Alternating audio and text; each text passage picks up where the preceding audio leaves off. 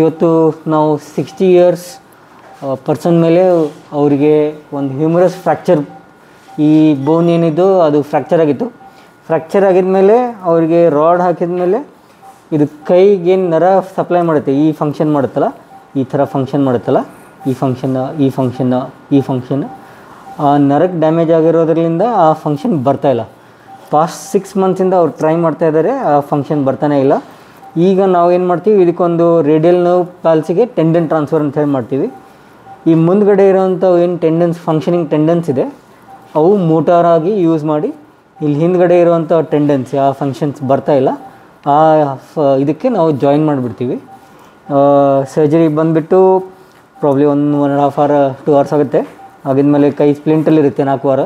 ಅದಾಗಿದ್ಮೇಲೆ ಗ್ರ್ಯಾಜುವಲಾಗಿ physiotherapy, exercise ಅವೆಲ್ಲ ಶುರು ಮಾಡ್ಬೋದು. Most of the times normal function ಬಂದುಬಿಡುತ್ತೆ. ನೀವು ವಾಚ್ ಮಾಡಿ, ಇನ್ನು ಡೀಟೇಲ್ಸಾಗಿ ಮುಂದೆ ಹೇಳ್ತೀವಿ.